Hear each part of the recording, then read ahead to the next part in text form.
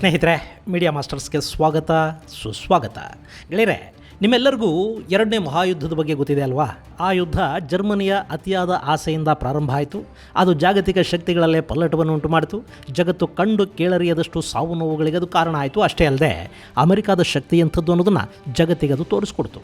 ಅವರ ಬಳಿ ಇರೋ ಸಮೂಹ ನಾಶಕ ಅಸ್ತ್ರಗಳನ್ನು ಜಗತ್ತಿಗೆ ಪರಿಚಯ ಮಾಡಿಕೊಡ್ತು. ಎರಡನೇ ಮಹಾಯುದ್ಧ ಅನ್ನೋದು ಬ್ರಿಟನ್, ಫ್ರಾನ್ಸ್ಗಳ ನಾಯಕತ್ವವನ್ನು ಮುರಿದು ಅಮೆರಿಕ ಮತ್ತು ಸೋವಿಯತ್ ಯೂನಿಯನ್ಗಳ ಕೈಗೆ ಜಗತ್ತಿನ ನಾಯಕತ್ವವನ್ನು ಕೊಡ್ತು. ಹಾಗೆ ಭಾರತದಂಥ ದೇಶಗಳು ಸ್ವತಂತ್ರಗೊಳ್ಳೋದಕ್ಕೆ ಕೂಡ ಆ ಯುದ್ಧ ಅವಕಾಶವನ್ನು ಮಾಡಿಕೊಡ್ತು. ಗೆಳೆಯರೆ, ಎರಡನೇ ಮಹಾಯುದ್ಧದ ಬಗ್ಗೆ ನಾವು ಸಾಕಷ್ಟು ಬಾರಿ ಚರ್ಚೆ ಮಾಡಿದ್ದೀವಿ. ಆದರೆ ಆ ಯುದ್ಧ ನಿಲ್ಲೋದಕ್ಕೆ ಮತ್ತು ಆ ಯುದ್ಧದಲ್ಲಿ ಬ್ರಿಟನ್ ಮತ್ತು ಫ್ರಾನ್ಸ್ನ ಮೈತ್ರಿ ಗೆಲ್ಲೋದಕ್ಕೆ ಕಾರಣವಾದ ಆ ನಾಯಕನ ಬಗ್ಗೆ ನಿಮಗೊಂದಷ್ಟು ಮಾಹಿತಿಯನ್ನು ಹೇಳಬೇಕು. ಅಲ್ಲವತ್ತು ಅವನೊಬ್ಬ ಇಲ್ಲದೆ ಹೋಗಿದ್ದಿದ್ರೆ ಜರ್ಮನಿಯ ಸರ್ವಾಧಿಕಾರಿ ಇಡೀ ಯುರೋಪನ್ನು ತಿಂದು ತೇಗಿಬಿಡ್ತಾ ಇದ್ದ. ಜಪಾನ್ನ ಸಾಮ್ರಾಟ ಚೈನಾನ ನುಂಗಿ ಮತ್ತೆ ಪಶ್ಚಿಮದ ಕಡೆಗೆ ವಿಸ್ತರಿಸಿಕೊಂಡು ಬಿಡ್ತಾ ಇದ್ದ.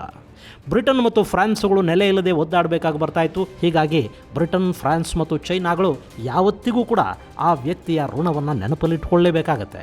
ಆ ದೇಶಗಳಿಗೆ ಆತ ನಿಜಕ್ಕೂ ಪ್ರಾತಸ್ಮರಣೀಯ. ಹಾಗಾದರೆ ಯಾರು ಆ ನಾಯಕ? ಆ ಯುದ್ಧದಲ್ಲಿ ಆತ ತೆಗೆದುಕೊಂಡ ನಿರ್ಧಾರಗಳು ಹೇಗಿದ್ವು? ಆತನ ಕಾರಣದಿಂದಲೇ ಹೇಗೆ ಎರಡನೇ ಮಹಾಯುದ್ಧ ಮುಕ್ತಾಯವಾಯಿತು ಅನ್ನೋದ್ರ ಬಗ್ಗೆ ಒಂದಷ್ಟು ಮಾಹಿತಿಯನ್ನು ನಾವಿಲ್ಲಿ ನೋಡೋಣ. ಎರಡನೇ ಮಹಾಯುದ್ಧ 1939 ಸೆಪ್ಟೆಂಬರ್ 1ನೇ ತಾರೀಕು ಹಿಟ್ಲರ್ನ ನೇತೃತ್ವದ ಜರ್ಮನಿ ತನ್ನ ಪಕ್ಕದ ಪೋಲೆಂಡ್ ಮೇಲೆ ದಾಳಿ ಮಾಡೋದ್ರ ಮೂಲಕ ಆರಂಭವಾದ ಯುದ್ಧ ಬರೋಬ್ಬರಿ 6 ವರ್ಷಗಳ ಕಾಲ ಈ ಜಗತ್ತನ್ನು ಕಾಡಬಾರದ ರೀತಿಯಲ್ಲಿ ಕಾಡ್ತು. ಅವತ್ತಿಗೆ ಬ್ರಿಟನ್, ಫ್ರಾನ್ಸ್, ಪೋಲೆಂಡ್ಗಳ ಗುಂಪನ್ನು ಅಲೈಸ್ ಅಂತ ಕರೀತಾ ಇದ್ರು. ಜರ್ಮನಿ, ಇಟಲಿ, ರಷ್ಯಾದಂಥ ದೇಶಗಳ ಗುಂಪು ಆಕ್ಸಿಸ್ ಅಂತ ಗುರುತಿಸ್ಕೊಳ್ತು. ಕೆಲ ವರ್ಷಗಳ ನಂತರ ರಷ್ಯಾ ಮತ್ತು ಜರ್ಮನಿಯ ನಡುವೆ ವೈಮನಸ್ಯ ಶುರುವಾಗಿ ರಷ್ಯಾ ಆಕ್ಸಿಸ್ನಿಂದ ಹೊರಬಂದು ಅಲೈಸ್ ಗುಂಪನ್ನು ಸೇರಿಕೊಳ್ತು. ಇಷ್ಟಾದರೂ ಕೂಡ ಹಿಟ್ಲರನ ಯುದ್ಧದಾಹ ಮಾತ್ರ ನಿಲ್ಲಿಲ್ಲ. ಅಷ್ಟೊತ್ತಿಗೆ ಜಗತ್ತಿನ ಮತ್ತೊಂದು ಶಕ್ತಿ ಜಪಾನ್ ಹಿಟ್ಲರ್ನ ಪಕ್ಷವನ್ನು ಸೇರಿಕೊಂಡು ಬಿಡ್ತು. ಹೀಗೆ ಒಂದು ಕಡೆ ಜಾಗತಿಕ ಶಕ್ತಿಗಳು ಕಾದಾಟಕ್ಕೆ ನಿಂತಿದ್ದರೆ, ಬ್ರಿಟನ್ ಮತ್ತು ಫ್ರಾನ್ಸ್ಗಳಿಂದ ಆಕ್ರಮಿಸಲ್ಪಟ್ಟಿದ್ದ ಭಾರತದಂಥ ಸಾಕಷ್ಟು ವಸಾಹತುಗಳಿದ್ವಲ್ಲ, ಅಲ್ಲಿನ ಜನ ತಮಗಿಷ್ಟ ಇರಲಿ ಇಲ್ಲದೇ ಇರಲಿ ಆ ಯುದ್ಧಗಳಲ್ಲಿ ಭಾಗಿಯಾಗಲೇಬೇಕಾದ ಅನಿವಾರ್ಯತೆ ನಿರ್ಮಾಣವಾಯಿತು. ಬೆರಳೆಣಿಕೆಯಷ್ಟು ದೇಶಗಳನ್ನು ಬಿಟ್ಟರೆ ಇಡೀ ಜಗತ್ತು ಪ್ರತ್ಯಕ್ಷ ಅಥವಾ ಪರೋಕ್ಷವಾಗಿ ಯುದ್ಧದಲ್ಲಿ ಭಾಗವಹಿಸಿತು. ಹೀಗಾಗಿ ಅದನ್ನು ವಿಶ್ವಯುದ್ಧ ಅಥವಾ ಎರಡನೇ ಮಹಾಯುದ್ಧ ಅಂತ ಕರೆಯಲಾಯಿತು. ಗೆಳೆಯರೆ, ಈ ಯುದ್ಧದಲ್ಲಿ ಮಡಿದವರ ಸಂಖ್ಯೆ ಲೆಕ್ಕಕ್ಕೆ ಸಿಗುವ ಹಾಗೆ 7,30,00,000 ಮಂದಿ ಅಂತ ಹೇಳ್ತಾರೆ. ಇನ್ನು ಗಾಯಗೊಂಡವರೆಷ್ಟು, ಲೆಕ್ಕ ಸಿಗದೆ ಸಾವಿಗೀಡಾದವರೆಷ್ಟು, ಕಾಣೆಯಾದವರೆಷ್ಟು? ಒಂದೇ ಒಂದು ಯುದ್ಧ ಅಧಿಕೃತವಾಗಿ 7.5 ಕೋಟಿಯಷ್ಟು ಜನರನ್ನು ಬಲಿ ತಗೊಂಡು ಬಿಡುತ್ತೆ ಅಂದರೆ ಅದರ ಭೀಕರತೆಯನ್ನು ಒಮ್ಮೆ ಊಹೆ ಮಾಡ್ಕೊಂಡು ನೋಡಿ. 6 ವರ್ಷಗಳ ಸತತ ಹೋರಾಟದ ನಂತರ ಆ ಯುದ್ಧವನ್ನು ಬ್ರಿಟನ್ ಮತ್ತು ಫ್ರಾನ್ಸ್ ನೇತೃತ್ವದ ಪಕ್ಷ ಗೆದ್ದು ಬೀಗಿತು. ಆದರೆ ಗೆಲುವಿನ ನಿಜವಾದ ಶ್ರೇಯ ಸಲ್ಲಬೇಕಿರೋದು ಅವರಿಬ್ಬರಿಗೂ ಅಲ್ಲ, ಬದಲಾಗಿ ಅಮೆರಿಕ ಮತ್ತು ಅದರ ಅವತ್ತಿನ ಅಧ್ಯಕ್ಷ ಫ್ರಾಂಕ್ಲಿನ್ ಡಿ ರೂಸ್ವೆಲ್ಟ್ಗೆ.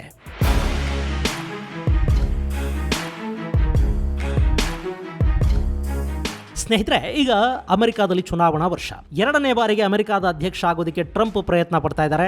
ಇನ್ನು ಬಿಡನ್ ಕೂಡ ಅದೇ ಹಾದಿಯಲ್ಲಿದ್ದಾರೆ.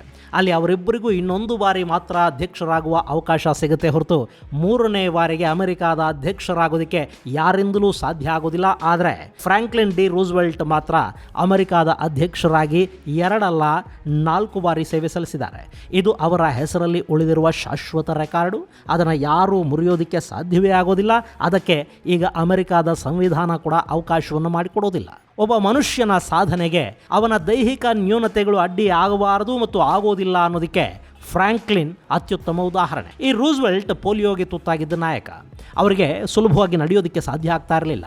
ಆದರೆ ಆತ ಯಾವತ್ತೂ ಕೂಡ ತನ್ನ ದೇಶ ಕುಂಟೋದಕ್ಕೆ ಎಡವೋದಕ್ಕೆ ಬಿಡಲಿಲ್ಲ. ಅಮೆರಿಕಾನ ಅತ್ಯಂತ ಸದೃಢವಾಗಿ ಮುನ್ನಡೆಸಿದ ಕೀರ್ತಿ ಈ ರೂಸ್ವೆಲ್ಟ್ಗೆ ಸಲ್ಲಬೇಕು.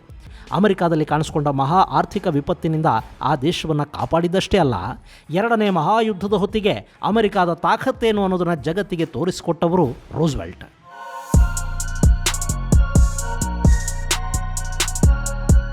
ಇನ್ನು ಅಮೆರಿಕನ್ನರು ಇವರನ್ನು FDR ಅಂತ ಪ್ರೀತಿಯಿಂದ ಕರೀತಾ ಇದ್ರು. ಗೆಳೆಯರೆ, ಈ ರೂಸ್ವೆಲ್ಟ್ ಅಧ್ಯಕ್ಷರಾದ ಸಂದರ್ಭದಲ್ಲಿ ಅಮೆರಿಕ ಗ್ರೇಟ್ ಡಿಪ್ರೆಷನ್ಗೆ ಸಿಲುಕಿತ್ತು. ಅಲ್ಲಿ ದುಡಿಯುವ ಕೈಗಳಿಗೆ ಕೆಲಸ ಇರಲಿಲ್ಲ. ಜನ ಹಸಿವಿನಿಂದ ಕಂಗೆಟ್ಟಿದ್ರು. ಉತ್ಪಾದನಾ ವಲಯ ಮಕಾಡೆ ಮಲಗಿತ್ತು. ಬಂಡವಾಳ ಹೂಡಿಕೆ ಮಾಡೋದಕ್ಕೆ ಯಾರೂ ಇರಲಿಲ್ಲ. ಹೀಗೆ ಅಮೆರಿಕ ಸಮಸ್ಯೆಗಳ ಸುಳಿಯಲ್ಲಿ ಸಿಲುಕಿಕೊಂಡಿದ್ದ ಸಮಯದಲ್ಲಿ ಅದನ್ನು ಮುನ್ನಡೆಸುವ ಜವಾಬ್ದಾರಿಯನ್ನು ಹೊತ್ತಿದ್ದು ರೂಸ್ವೆಲ್ಟ್. ಈ ರೂಸ್ವೆಲ್ಟ್ ಇಲ್ಲದೆ ಹೋಗಿದ್ದಿದ್ರೆ ಇವತ್ತು ಅಮೆರಿಕ ಹಾಗೂ ಜಗತ್ತಿನ ಪರಿಸ್ಥಿತಿ ಬಹುಶಃ ಬೇರೆ ಥರಾನೇ ಇರ್ತಾ ಇತ್ತೋ ಏನೋ. ಯಾಕೆಂದರೆ ಅವತ್ತಿಗೆ ಅಮೆರಿಕ 2 ದೊಡ್ಡ ಸಮಸ್ಯೆ ಸಮಸ್ಯೆಗಳಲ್ಲಿ ಸಿಲುಕೊಂಡಿತ್ತು. ಒಂದು ಕಡೆ ವಿಶ್ವವನ್ನು ಆವರಿಸುವ ಪ್ರಯತ್ನದಲ್ಲಿ ಜರ್ಮನಿ ಇದ್ದರೆ, ಮತ್ತೊಂದು ಕಡೆ ಅಮೆರಿಕಾದಲ್ಲಿನ ಆರ್ಥಿಕ ಪರಿಸ್ಥಿತಿ ಸಂಪೂರ್ಣವಾಗಿ ಹದಗೆಟ್ಟಿತ್ತು. ಹೀಗಾಗಿನೇ ರೂಸ್ವೆಲ್ಟ್ ಮೊದಲಿಗೆ ಕೈಗಾರಿಕೆಗಳ ಚೇತರಿಕೆಗೆ ಒತ್ತು ಕೊಟ್ಟರು. ಜೊತೆಗೆ ಇಂಗ್ಲೆಂಡಿನ ಅವತ್ತಿನ ಪ್ರಧಾನಿ ವಿನ್ಸ್ಟನ್ ಚರ್ಚಿಲ್ ಜೊತೆ ಕೈಜೋಡಿಸಿ ಇಡೀ ವಿಶ್ವ ಸಮರದ ದಿಕ್ಕನ್ನೇ ರೂಸ್ವೆಲ್ಟ್ ಬದಲಿಸಿಬಿಟ್ರು. ಅವತ್ತಿಗಾಗಲೇ ಅಮೆರಿಕ ಆಯುಧಗಳ ಕಾರ್ಖಾನೆ ಅನ್ನಿಸ್ಕೊಳ್ತಾ ಇತ್ತು. ಜಾಗತಿಕ ಯುದ್ಧದಲ್ಲಿ ಭಾಗವಹಿಸಿದ್ದ ಬ್ರಿಟನ್ ಹಾಗೂ ಅದರ ಮಿತ್ರ ಪಡೆಗಳಿಗೆ ಭಾರಿ ಪ್ರಮಾಣದ ಆಯುಧಗಳ ಅಗತ್ಯ ಇತ್ತು. ಆದರೆ ಅಮೆರಿಕ ಈ ಯುದ್ಧದಿಂದ ತನ್ನನ್ನು ತಾನು ದೂರಾನೇ ಇಟ್ಟುಕೊಂಡಿತ್ತು. ನೇರವಾಗಿ ಯುದ್ಧದಲ್ಲಿ ಭಾಗಿಯಾಗಿರಲಿಲ್ಲ. ಹೀಗಾಗಿ ರೂಸ್ವೆಲ್ಟ್ ಅಮೆರಿಕಾದಿಂದ ಬ್ರಿಟನ್ಗೆ ಕೈಗಾರಿಕಾ ತ್ಯಾಜ್ಯವನ್ನು ಕಳುಹಿಸುವ ನೆಪದಲ್ಲಿ ಅತ್ಯಾಧುನಿಕ ಮಿಷನ್ ಗನ್ಗಳನ್ನು ಬ್ರಿಟನ್ ತಲುಪಿಸಿದರು. ಯುದ್ಧದ ಬಿಸಿ ಹೆಚ್ಚಾದಷ್ಟು ಅಮೆರಿಕಾದಲ್ಲಿ ಆಯುಧಗಳ ಉತ್ಪಾದನೆ ಕೂಡ ಹೆಚ್ಚಾಗ್ತಾ ಹೋಯಿತು. ಹೀಗಾಗಿ ಅಲ್ಲಿನ ನಿರುದ್ಯೋಗಿಗಳಿಗೆ ಕೆಲಸ ಸಿಗೋದಕ್ಕೆ ಶುರುವಾಯಿತು. ಆಯುಧಗಳ ಜೊತೆಗೆ ಇನ್ನಿತರ ಅಗತ್ಯ ವಸ್ತುಗಳನ್ನು ಕೂಡ ಅಮೆರಿಕ ಯುರೋಪ್ಗೆ ಮಾರಾಟ ಮಾಡುವ ಮೂಲಕ ರೂಸ್ವೆಲ್ಟ್ ತಮ್ಮ ದೇಶದ ಆರ್ಥಿಕತೆಯನ್ನು ಮತ್ತೆ ಮೇಲೆತ್ತೋದಕ್ಕೆ ಮುಂದಾದರು. ಗೆಳೆಯರೆ, ಇಲ್ಲಿ ಅಮೆರಿಕಾಗವತ್ತು ಯುದ್ಧದಲ್ಲಿ ಭಾಗಿಯಾಗೋದು ಖಂಡಿತ ಬೇಕಿರಲಿಲ್ಲ. ಆದರೆ ದೇಶದ ಆರ್ಥಿಕತೆಯನ್ನು ಸುಧಾರಿಸ್ಕೋಬೇಕಿತ್ತು. ತಮ್ಮ ಉತ್ಪಾದನಾ ವಲಯವನ್ನು ಚೇತರಿಸ್ಕೊಳ್ಳೋ ಹಾಗೆ ಮಾಡಬೇಕಿತ್ತು. ಅದಕ್ಕಾಗಿ ಜಾಗತಿಕ ಯುದ್ಧವನ್ನು ಬಳಸ್ಕೊಳ್ಳೋದಕ್ಕೆ ಅಮೆರಿಕ ಪ್ರಯತ್ನ ಪಡ್ತೇ ಹೊರತು ಆ ಯುದ್ಧದಲ್ಲಿ ನೇರವಾಗಿ ಭಾಗಿಯಾಗಬೇಕು ಅಂತ ಅದು ಯಾವತ್ತೂ ಬಯಸಲಿಲ್ಲ. ಹೀಗಾಗಿನೇ ಅಲ್ಲಿ ನೇರವಾಗಿ ಆಯುಧಗಳನ್ನು ಯುರೋಪಿಗೆ ಕೊಡೋ ಬದಲು ರೂಸ್ವೆಲ್ಟ್ ಕದ್ದು ಮುಚ್ಚಿ ಸ್ಕ್ರ್ಯಾಪ್ ಹೆಸರಲ್ಲಿ ಕಂಟೈನರ್ ತುಂಬ ಆಯುಧಗಳನ್ನು ತುಂಬಿ ಮಾರಾಟ ಮಾಡಿದರು. ಇಲ್ಲಿ ರೂಸ್ವೆಲ್ಟ್ ಅವರಿಗೆ ಯುದ್ಧದ ಬಗ್ಗೆ ಆಸಕ್ತಿ ಇರಲಿಲ್ಲ. ಆದರೆ ಜರ್ಮನಿ ಮತ್ತು ಜಪಾನ್ ಎಷ್ಟು ಆತಂಕಕಾರಿಯಾಗಿ ಬೆಳೆದಿವೆ ಅನ್ನೋದು ಗೊತ್ತಿತ್ತು. ಈ ಯುದ್ಧದಲ್ಲಿ ಅಕಸ್ಮಾತ್ ಜರ್ಮನಿ ಗೆದ್ದುಬಿಟ್ರೆ ಆಗೋ ಅನಾಹುತದ ಅರಿವು ಕೂಡ ಅಮೆರಿಕಾಗಿತ್ತು. ಮತ್ತು ಬ್ರಿಟನ್ ಹಾಗೂ ಫ್ರಾನ್ಸ್ಗಳನ್ನು ಕಾಪಾಡಬೇಕು ಅನ್ನೋ ಬಯಕೆ ಕೂಡ ರೂಸ್ವೆಲ್ಟ್ಗಿತ್ತು. ಹೀಗಾಗಿ ಅವರಿಗೆ ಆಯುಧ ಸರಬರಾಜು ಮಾಡೋದಕ್ಕೆ ಅಮೆರಿಕ ನಿಂತುಬಿಡ್ತು. ಆದರೆ ಅಲ್ಲಿ ಅಮೆರಿಕ ಹೆಚ್ಚು ದಿನ ಯುದ್ಧದಿಂದ ದೂರ ಉಳಿಯೋದಕ್ಕೂ ಸಾಧ್ಯ ಆಗಲಿಲ್ಲ. ಎರಡನೇ ಮಹಾಯುದ್ಧಕ್ಕೆ 2 ವರ್ಷಗಳು ತುಂಬೋ ಹೊತ್ತಿಗೆ ಜಪಾನ್ ಒಂದು ಮಹಾ ಅನಾಹುತಕ್ಕೆ ಕೈ ಹಾಕಿಬಿಡ್ತು. ಅದೇ ಪರ್ಲ್ ಹಾರ್ಬರ್ ಮೇಲಿನ ದಾಳಿ.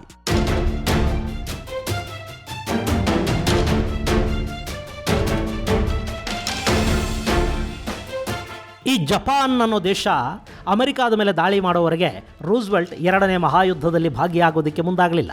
ಅವರ ಮನಸ್ಸಲ್ಲಿ ಜರ್ಮನಿಯ ವಿರುದ್ಧ ಸಾಕಷ್ಟು ಸಿಟ್ಟಿದ್ರೂ ಕೂಡ ತಮ್ಮದಲ್ಲದ ಯುದ್ಧಕ್ಕೆ ವಿನಾಕಾರಣ ಇಳಿಬಾರದು ಅಂದ್ಕೊಂಡೇ ಇದ್ದರು ರೂಸ್ವೆಲ್ಟ್. ಆದರೆ ಹೀಗೆ ಸುಮ್ಮನಿದ್ದ ಅಮೆರಿಕಾನ ಕೆಣಕೋ ಕೆಲಸಕ್ಕೆ ಜಪಾನ್ ಕೈ ಹಾಕ್ತು. ಅಮೆರಿಕಾದ ಪರ್ಲ್ ಹಾರ್ಬರ್ ಮೇಲೆ ಜಪಾನ್ನ ಯುದ್ಧ ವಿಮಾನಗಳು ದಾಳಿ ಮಾಡಿದ್ವು ನೋಡಿ. ಹೆಡೆ ತೊಳಿಸಿಕೊಂಡ ಕಾಳಿಂಗನಂತೆ ಬುಸುಗುಟ್ಟಿ ಬಿಡ್ತು ಅಮೆರಿಕ. ಹೀಗೆ ಜಪಾನ್ ದಾಳಿ ಮಾಡಿದ ನಂತರ ಅಮೆರಿಕ ಮತ್ತೆ ತಡ ಮಾಡಲಿಲ್ಲ, ನೇರವಾಗಿ ಯುದ್ಧರಂಗಕ್ಕಿಳಿತು. ಹೀಗೆ ಅಮೆರಿಕ ಬಂದದ್ದು ಅಲೈಸ್ ಪಡೆಗಳಿಗೆ ಆನೆ ಬಲ ಬಂದ ಹಾಗಾಯಿತು. ಹಾಗವತ್ತು ರೂಸ್ವೆಲ್ಟ್ ಕದನಕ್ಕೆ ಕಾಲೂರುವ ನಿರ್ಧಾರವನ್ನು ತೆಗೆದುಕೊಳ್ಳದೇ ಇದ್ದಿದ್ರೆ ಅಮೆರಿಕ ಇವತ್ತು ಜಗತ್ತಿನ ದೊಡ್ಡಣ್ಣನಾಗೋ ಮಟ್ಟಕ್ಕೆ ಬೆಳೀತಾ ಇರಲಿಲ್ವೇನೋ. ಅಫ್ಕೋರ್ಸ್ ಪರ್ಲ್ ಹಾರ್ಬರ್ ಮೇಲಿನ ದಾಳಿಗೆ ಪ್ರತೀಕಾರವಾಗಿ ಅಮೆರಿಕ ಜಪಾನ್ ಮೇಲೆ ಅಣುಬಾಂಬು ಹಾಕೋ ಹೊತ್ತಿಗೆ ರೂಸ್ವೆಲ್ಟ್ ಬದುಕಿರಲಿಲ್ಲ. ಆದರೆ ಅಷ್ಟೊತ್ತಿಗಾಗಲೇ ಅವರು ಅಮೆರಿಕಾದ ತಾಕತ್ತೇನು ಅನ್ನೋದನ್ನು ಜಗತ್ತಿಗೆ ತೋರಿಸಿಯಾಗಿತ್ತು. ಅಮೆರಿಕಾದ ಯುದ್ಧ ವಿಮಾನಗಳು ಆಕಾಶದಲ್ಲಿ ಅಬ್ಬರಿಸಿದಷ್ಟು ಮಿತ್ರ ಪಡೆಗಳ ಶಕ್ತಿ ಹೆಚ್ಚಾಗ್ತಾ ಹೋಗ್ತಾ ಇತ್ತು. ಅಷ್ಟರಲ್ಲಿ ರೂಸ್ವೆಲ್ಟ್ ವಿಧಿವಶರಾದರು. ಅವರು ಮಾಡಬೇಕು ಅಂದ್ಕೊಂಡಿದ್ದ ಕೆಲಸವನ್ನು ಅವರ ಉತ್ತರಾಧಿಕಾರಿ ಹ್ಯಾರಿ ಎಸ್ ಟ್ರೂಮನ್ ಮಾಡಿ ಮುಗಿಸಿದರು. ಅಮೆರಿಕ ಆಗಸ್ಟ್ 6 ಮತ್ತು 9ನೇ ತಾರೀಕು ಹಿರೋಶಿಮಾ ಮತ್ತು ನಾಗಾಸಾಕಿಗಳ ಮೇಲೆ ಅಣುಬಾಂಬನ್ನು ಹಾಕ್ತು. ಅಲ್ಲಿಗೆ 2ನೇ ಮಹಾಯುದ್ಧದಲ್ಲಿ ಅಬ್ಬರಿಸಿ ಬೊಬ್ಬಿರಿತಿದ್ದ ಜಪಾನ್ನ ಶಕ್ತಿ ಉಡುಗಿ ಹೋದ ಹಾಗಾಯಿತು. ಅಮೆರಿಕಾದ ಈ ಅಣುಕ್ರೌರ್ಯವನ್ನು ಕಂಡು ಇಡೀ ಜಗತ್ತು ಬೆಚ್ಚಿಬಿತ್ತು. ಅಮೆರಿಕ ಅನ್ನೋ ದೇಶ ಅದೆಷ್ಟು ನಿರ್ದಯಿ ಅನ್ನೋದನ್ನು ಜಗತ್ತು ಅರ್ಥ ಮಾಡಿಕೊಳ್ತು. ಜಪಾನ್ನ ಶರಣಾಗತಿಯೊಂದಿಗೆ ಆ ಯುದ್ಧ ಕೂಡ ಮುಕ್ತಾಯವಾಯಿತು. ಅಷ್ಟೊತ್ತಿಗೆ ಜರ್ಮನಿಯ ಸರ್ವಾಧಿಕಾರಿಯನ್ನು ರಷ್ಯಾ ಮುಗಿಸಿತ್ತು. ಅಲ್ಲಿ ಜಗತ್ತಿನ ಅತಿದೊಡ್ಡ ಶಕ್ತಿಗಳು ಅನ್ನಿಸ್ಕೊಂಡಿದ್ದ ಬ್ರಿಟನ್ ಹಾಗೂ ಫ್ರಾನ್ಸ್ ಈ ಯುದ್ಧದ ಕಾರಣದಿಂದಾಗಿ ನಲುಗಿ ಹೋಗಿದ್ವು. ಆ ಸಂದರ್ಭವನ್ನು ಬಳಸ್ಕೊಂಡ ಅಮೆರಿಕ ಹಾಗೂ ಸೋವಿಯತ್ ಯೂನಿಯನ್ಗಳು ವಿಶ್ವದ ದೊಡ್ಡಣ್ಣನ ಕುರ್ಚಿಗೆ ಟವಲ್ ಹಾಸೋದಕ್ಕೆ ಕಾಂಪಿಟೇಷನ್ನಿಗೆ ಬಿದ್ದು ಕಡೆಗೆ ಎರಡೂ ಕೂಡ ಜಾಗತಿಕ ಶಕ್ತಿಗಳಾಗಿ ಬೆಳೆದು ನಿಂತು. ಗೆಳೆಯರೆ, 2ನೇ ಮಹಾಯುದ್ಧ ಅನ್ನೋದು ಈ ಜಗತ್ತಿನ ಮೇಲೆ ಯುರೋಪಿಯನ್ ದೇಶಗಳ ಹಿಡಿತ ಸಡಿಲಗೊಳ್ಳೋ ಹಾಗೆ ಮಾಡಿದ್ದಷ್ಟೇ ಅಲ್ಲ, ಆ ಯುರೋಪಿಯನ್ ದೇಶಗಳ ಮೇಲೆ ಕೂಡ ಅಮೆರಿಕಾದ ಹಿಡಿತ ಶುರುವಾಗೋ ಹಾಗೆ ಮಾಡ್ತು. ಆ ಯುದ್ಧದ ಪರಿಣಾಮ ಯುರೋಪ್ ಶಕ್ತಿ ಕಳ್ಕೊಳ್ತು ಮತ್ತು ಅದರಿಂದಾಗಿ ಸುಮಾರು 50ಕ್ಕೂ ಹೆಚ್ಚು ದೇಶಗಳು ಯುರೋಪಿಯನ್ನರ ಕಪಿಮುಷ್ಟಿಯಿಂದ ಬಿಡುಗಡೆ ಆದವು. ಇಷ್ಟೆಲ್ಲ ಆಗೋದಕ್ಕೆ ಕಾರಣವಾಗಿದ್ದು ರೂಸ್ವೆಲ್ಟ್ ಅವರ ಒಂದೇ ಒಂದು ನಿರ್ಧಾರ. ಅವತ್ತು ಈ ಯುದ್ಧ ನಮಗೆ ಸಂಬಂಧಿಸಿದ್ದಲ್ಲ ಅಂತ ರೂಸ್ವೆಲ್ಟ್ ಸುಮ್ಮನಾಗಿ ಬಿಟ್ಟಿದ್ರೆ, ಬ್ರಿಟನ್ ಜೊತೆಗೊಂದು ಸಂಬಂಧವನ್ನು ಇಟ್ಟುಕೊಳ್ಳದೇ ಇದ್ದಿದ್ರೆ ಜಪಾನ್ ಖಂಡಿತ ಅಮೆರಿಕಾದ ಮೇಲೆ ದಾಳಿ ಮಾಡೋದಕ್ಕೆ ಹೋಗ್ತಾ ಇರಲಿಲ್ಲ. ಇನ್ನು ಜಪಾನ್ ದಾಳಿಯ ನಂತರ ಜಪಾನ್ ಮೇಲೆ ಮಾತ್ರ ಬಾಂಬ್ ಹಾಕಿ ಅಮೆರಿಕ ಸುಮ್ಮನಾಗಿದ್ದಿದ್ರೆ ಇವತ್ತು ಅವರಿಗೆ ಜಗತ್ತಿನ ದೊಡ್ಡಣ್ಣನ ಪಟ್ಟ ಕೂಡ ಸಿಗ್ತಿರಲಿಲ್ಲ. 2ನೇ ಮಹಾಯುದ್ಧ ಅಮೆರಿಕ ಅನ್ನೋ ದೇಶವನ್ನು ಜಾಗತಿಕ ಆಯುಧ ಸರಬರಾಜು ದೇಶ ಆಗೋ ಹಾಗೆ ಮಾಡ್ತು. ಅಮೆರಿಕಾದ ಕರೆನ್ಸಿ ಇಡೀ ಜಗತ್ತಿನ ಕರೆನ್ಸಿ ಆಗೋ ಹಾಗೆ ಮಾಡ್ತು. ಡಾಲರ್ನ ಪ್ರಭಾವ ಹೆಚ್ಚಾಗೋದಕ್ಕೆ ಆ ಯುದ್ಧವನ್ನು ಅಮೆರಿಕ ಗೆದ್ದುಕೊಟ್ಟಿದ್ದೇ ಕಾರಣ ಆಯಿತು. ಇನ್ನು ಯುದ್ಧದ ಮೂಲಕ ಅಮೆರಿಕಾದ ಆರ್ಥಿಕ ಸಮಸ್ಯೆಗಳು ಬಗೆಹರಿದಿದ್ವು. ಹೀಗಾಗಿ ಸೊರಗಿದ್ದ ಯುರೋಪ್ ಅಮೆರಿಕಾದ ಆಧಿಪತ್ಯವನ್ನು ಒಪ್ಪಬೇಕಾದ ಪರಿಸ್ಥಿತಿಯಲ್ಲಿ ನಿರ್ಮಾಣ ಆಯಿತು. ಇದೆಲ್ಲದಕ್ಕೂ ಕೂಡ ಒಂದು ದಾರಿ ಮಾಡಿಕೊಟ್ಟವರು ರೂಸ್ವೆಲ್ಟ್ ಅಂದರೆ ತಪ್ಪಾಗೋದಿಲ್ಲ.